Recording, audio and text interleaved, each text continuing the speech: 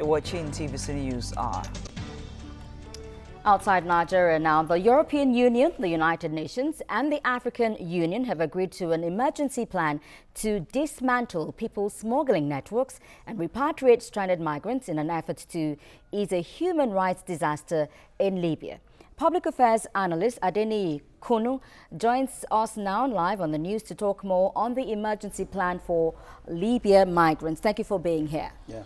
Thank you very much. Now, at the summit, the French President Emmanuel Macron has advocated that there will be an establishment of an operational task force. Do you think this can stop this slavery? Well, if you look at France in Western Europe as well as Italy, but France hasn't suffered so much as Italy. So I'd like to beam my searchlight on Italy that has been responsible for the bulk of these migrants. Receiving the migrants. Economic migrants, of course, those fleeing for their lives from troubled regions.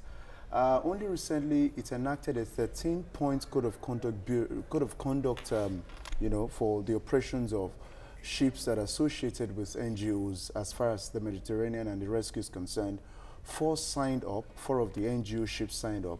The remaining people didn't sign up, 5 particularly, which included Migrants Sans Frontières, didn't sign up. And they said the conditions given for them to sign to rescue people is not in tandem with humanitarian values. One of that is on board their ships, they would have Italian military, you know, officers join them.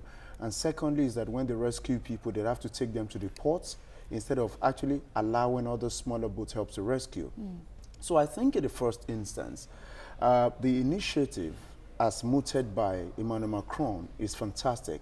But I think the European Union needs to work more in tandem with Italy as well as Libya, where they actually ship these people. Sure. Let me tell you for the records that this year alone, over 2,000 deaths have been recorded.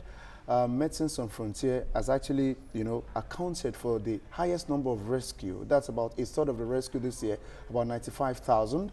I also need to say that because of the repeated deaths, July of last year, the number of those that actually came in were, you know, came to about 23,522.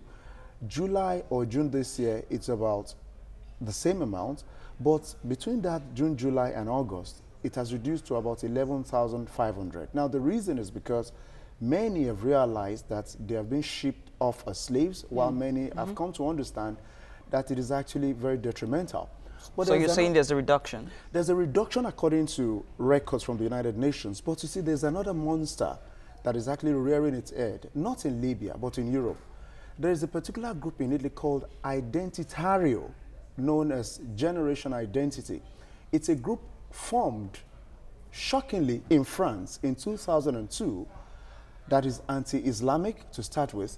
And of course, it is against the economic pilferation, more or less, that they are experiencing in some parts of Western Europe. Do not forget that before the Brexit came afore, the concern for British people was that the Eastern Europeans are taking their jobs on Africans. So it was created in 2002, and as I speak, the ships that are supposed to berth in Sicily, it is expected, they are grouping to ensure they don't allow that ship dock in Sicily. Of course, Grazio, the mayor of Sicily, has said he won't allow that. Then there's another position as well, which is that these people, the first responsibility we owe them is to save them. But I have talked about Europe. Permit me come back to Northern Africa and look at Italy and look at Libya. Let me say for the records for the world to hear that the Arabs colluded with the West during the slave era. As a matter of fact, apart from the people they caught from, you know, our parts of the world, Ghana and the rest of it all, I have to say that the Arabs immensely accounted as a matter of collusion with Europeans to ship people out of this But before we blame the Arabians, let's also talk about the cartel in Nigeria responsible for moving these people in the first place out of Nigeria. I mean, some people go on their own, but we also have heard of cartels that actually sponsor people, ship them out of Nigeria for prostitution or for whatever outside Nigeria. Don't we just bring this fight back home? Nigerians in the first place, migration is as old as time. Indeed. The parents of Jesus migrated from today's Israel, as it were, to Egypt and were there. They feared for their lives. At some point, the Prophet Muhammad migrated from Mecca to Medina because he feared for his life. And there were no visas then? There were, well, no visas, but people traveled. Now, the 19th century account for a deliberate shipment of Irish people and Italians to the Americas because they wanted to be better economically. So let me say for the records that migration is as old as time. People move for better opportunities. Now, let me come to your question, as you've said. I think strongly that is a mixed match of reasons for moving.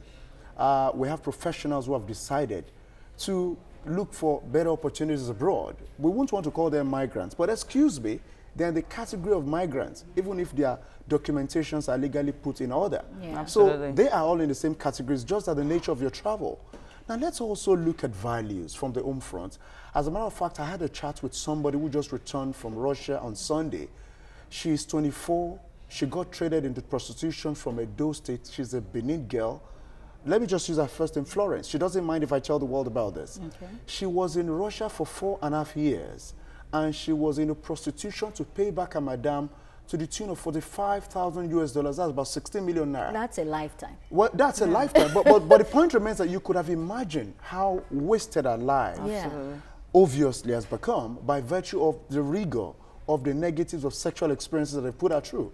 So I want to say here that first from Benin, Edo State, where we have the bulk of these people, move out of the country. And it is also ironic that you'd find in the northern part of the country, IDPs, where you have a lot of displaced persons, and people who perhaps should aspire to get out of their regions because, after all, they are closer to the borders, Niger and Chad, from where they often take. But I hear they also moved to some Islamic countries. Yeah, well, if you look at it, many persons have said that the Arab world has not really been helpful because there's something in Islam.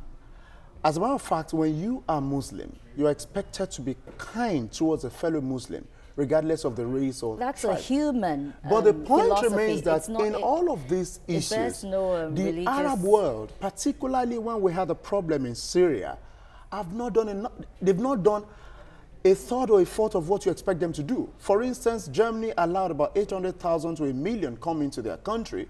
The US, a paltry, perhaps because they are across the Atlantic and farther off. But some countries in Europe have actually done their bit. So the Arab world should also take responsibility for not being able to lend their hand to support their, because these people that are coming are a mix of Christians and Muslims. Now, coming to the Arab situation, particularly Libya. Libya today is a divided state. You have two governments. You are talking about the Eastern Army led by Khalifa Haftar. You're talking about Fayez al-Sarraj as backed by the United Nations. So you have a whole lot of problems. So I think the first thing is, first of all, the government should stop paying lip service. The foreign minister should be at the front burner more, even more than Abike Dabri, who is a senior special assistant. I do wish we had more time to go into all of this. We're just hoping that countries, the EU, the AU, and all these unions are able to actually break up this trafficking networks. Adeniyi Kunnu, public affairs analyst, thank you for being here. Thank you very much.